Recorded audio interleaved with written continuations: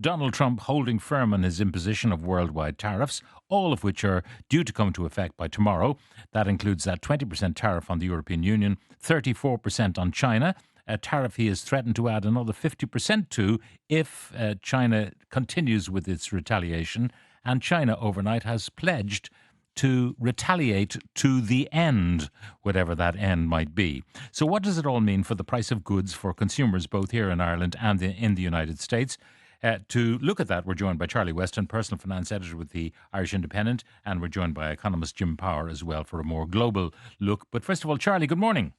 Good morning, Pat. Now, what do you anticipate will be the effect of this trade war on prices here? Well, I spoke to about 6 or 7 different economists and experts yesterday to try and get a rundown on various things like energy prices, petrol, diesel, the budget, what's in store in the next one, groceries, that kind of thing, pensions and interest rates. Energy is interesting, Pat. There has been a fall in the wholesale price of gas, which is particularly important in this country because half of our electricity is generated from gas in the power stations. That has fallen. Oil prices have fallen as well. I think what's happening here is that if there's a worldwide recession, which, there's a 60% bet on at the moment, this would reduce demand for energy, which is leading to lower prices. Now, it could take a long time before that feeds through into the market because, as the energy companies kept telling us over the last while, when wholesale prices were falling, they're hedged in advance. In other words, they buy forward. The only thing is they never seem to get a bargain, do they? No, they don't, do they? And it takes them a very long time to unwind these hedge arrangements. So you have to ask the people who hedge in these companies, how good at their jobs really are they? Because they never seem to get the bargain price and pass it on to us. They always seem to pay too much.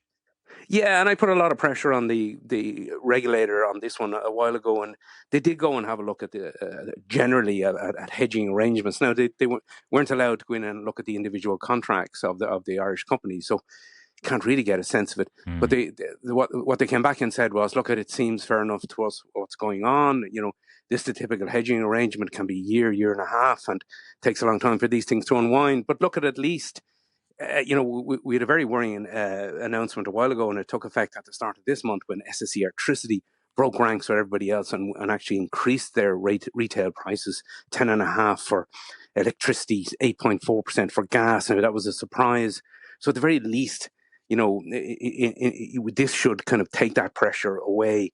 Mind you, there's still other pressures on when it comes to electricity prices and gas prices, network charges. We have to invest an awful lot in the system, for various reasons, for environmental reasons, and as we saw during that awful storm, the network itself needs money. But they still don't really explain to us why our energy prices are so at odds with energy prices in other parts of the so-called single market. I mean, this is there's something really wrong with the way we run our energy market, and that has got to be addressed.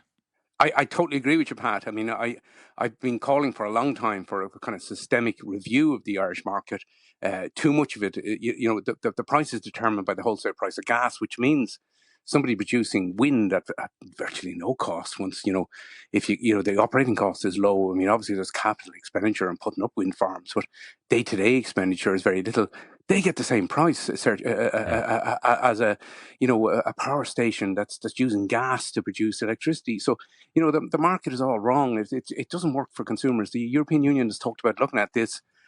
We've had a lot of talk about it. We have windfall taxes in place, but it's not working for consumers. That's the bottom line here, the energy market. Now, the budget giveaways that we might anticipate, given how flush our public finances are, they will probably be curtailed even as a precautionary measure in this trade uncertain world.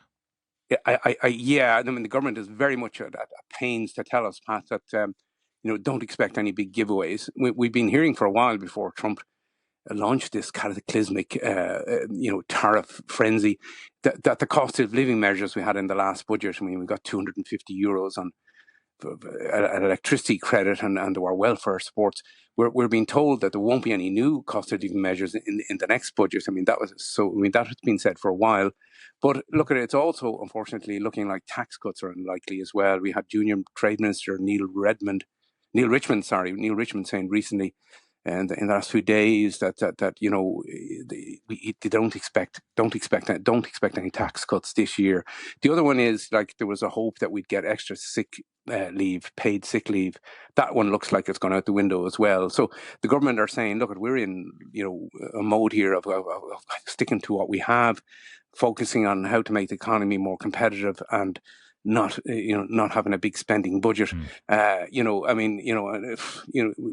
the election out of the way. They're probably not under pressure electorally to deliver a giveaway budget. So look, at the indications are there won't be a very generous budget come the end of the year. Now the cost base for people who deliver stuff and manufacture stuff, if energy prices go down, and they should go down anyway with the weaker dollar because the dollar is the currency of energy trading. If the dollar weakens, which it already has and is expected to weaken further, energy then automatically becomes cheaper to buy. So there could be a general easing up of the cost crisis for manufacturers and truckers and so on and so forth. Yeah, and I think an interesting one to look at here is diesel and petrol, which is been all over the place. And last year we had the full restoration of the excise duties, and it's been generally going up a lot. But crude prices have been falling lately. Now that was happening already. It's got to do with the OPEC plus cartel advancing plans to increase output. In the last day or two, the Saudis in particular have said they're going to release even more crude. So what we're seeing is Brent crude, which is the crude we use in this part of the world, has gone from $75 a barrel. It's down to about $64 a barrel today. What's happening there is oil traders reckon if there's a global recession, less demand for oil, so oil prices are down. And you're right about of course, we buy it in dollars. So if the euro is strengthened, and it's, there's I was looking at economics people from London today saying the euro has become a safe haven. In other words, the euro is strengthening a lot against the dollar.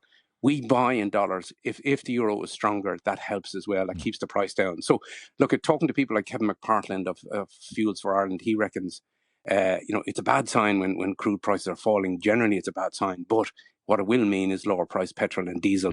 May take, and home heating oil as well, Pat. May take a while to come through because, as you know yourself, when crude goes up, it tends to the pump price shoots up. But it falls like a feather then when the crude price comes down.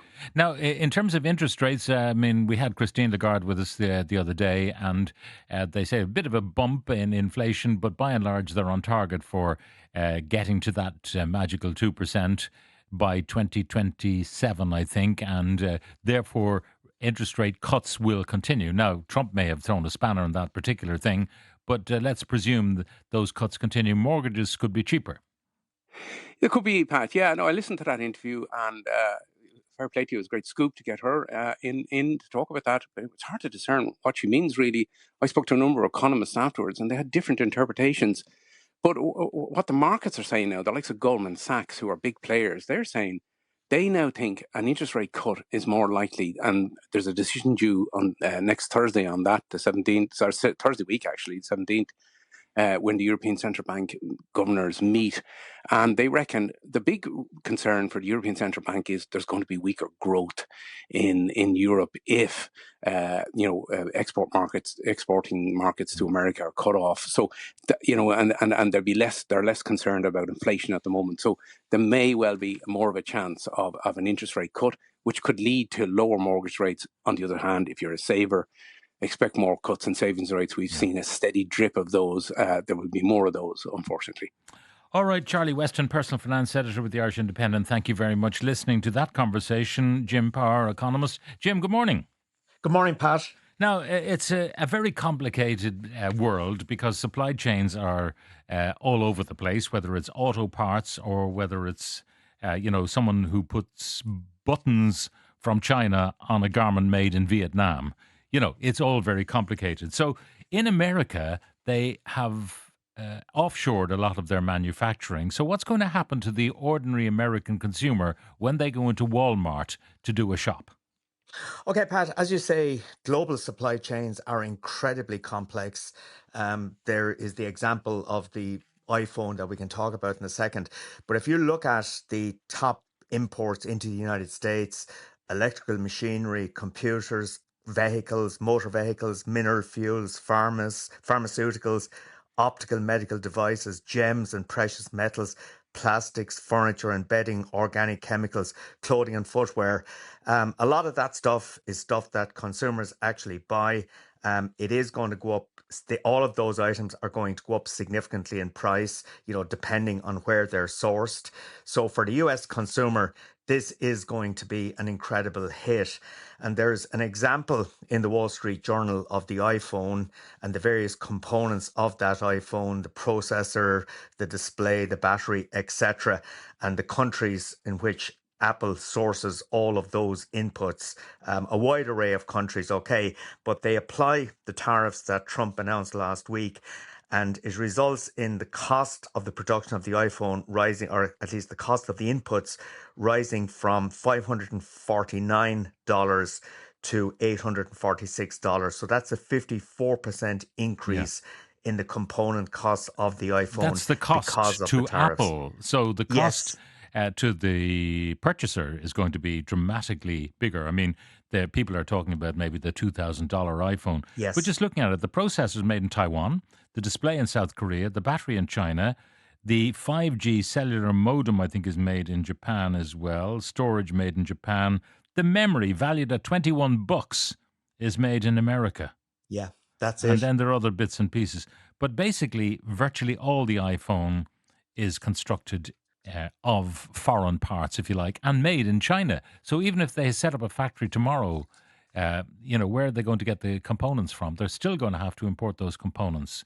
They It's they are they are indeed, and there's that. There's the other, another item that has attracted a lot of attention over the last few weeks has been sneakers or runners or tackies, whatever you want to call them. We call them runners, I guess, in this part of the world. But 90% of all sneakers sold in the United States are made in Asia. Nike, for example, has 130 supplier factories in Vietnam.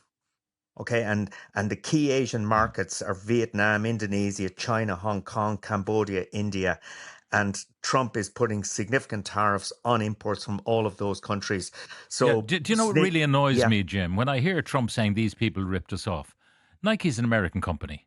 Nike absolutely, decides, in order to deliver at a price that the consumer will actually pay in Walmart or wherever they're flogging their shoes, they will go to where they can manufacture cheapest. Nike could have stayed in America, could have trained up people to work in America at American wages to produce trainers for Americans. It chose not to. So it's not Taiwan's fault or Vietnam's fault or Cambodia's fault. It's these big American companies who have done exactly that. That's where yeah. the blame lies. Yeah, absolutely. There's no doubt about it. And you can also look at the US corporate tax code. If US administrations had actually simplified that tax code and made it much more attractive, maybe some of those companies would have remained in the United States. So to blame other countries for what's happening with the US trade deficit is totally missing the point, in my view.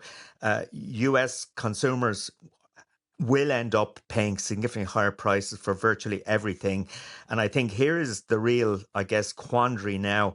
If you are importing into the United States, say Nike, um, and you're faced with the significant increase in import costs, I guess there's three things you can do. You can try and pass on the full tariff increase to your consumer.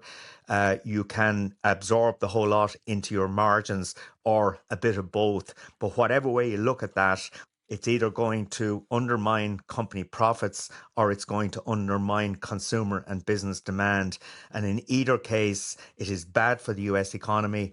It is bad for equity markets. And what we're seeing playing out in equity markets at the moment, which is absolutely catastrophic at this juncture, is totally justifiable based on the policies that Trump announced last Mm. Wednesday. So you couldn't make this stuff up.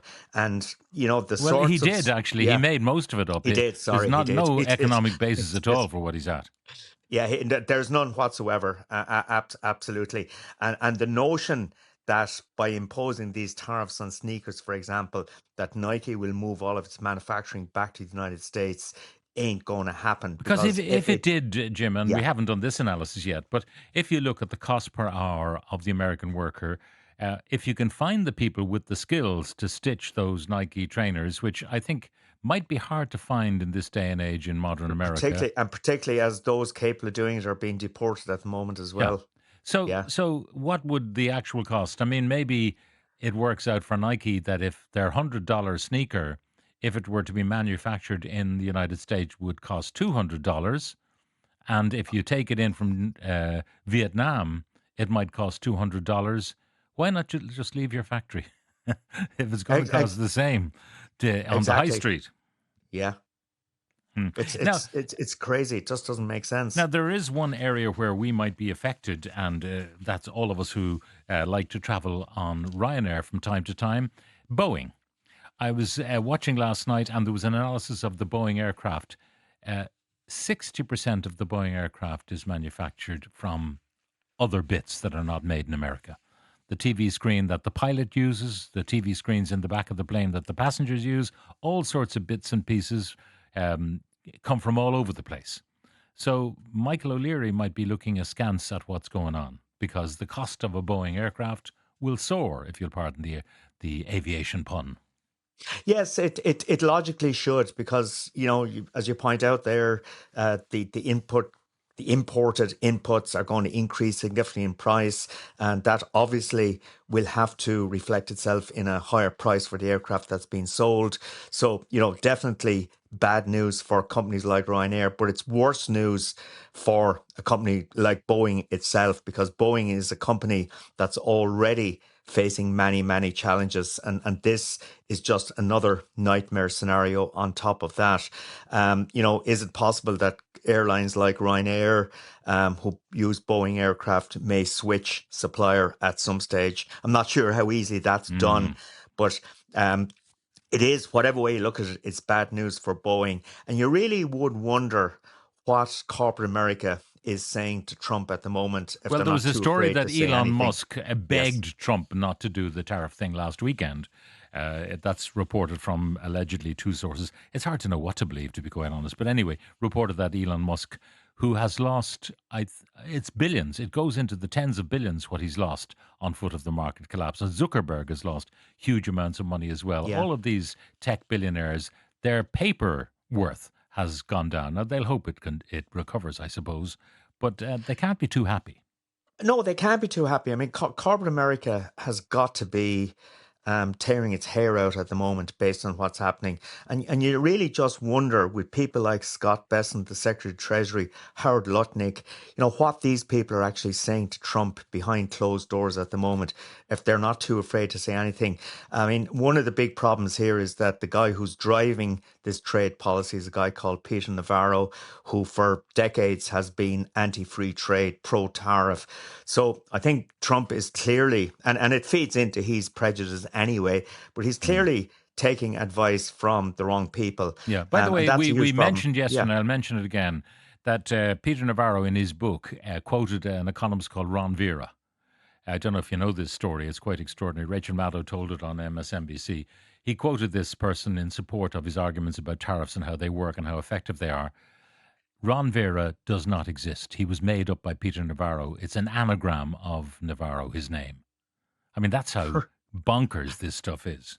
I didn't realize that. Wow, that's mad stuff. But you think about the impact this is having on corporate America, but you think, we've spoken about the impact it's going to have on the US consumer. Everything they buy is going to become significantly more expensive.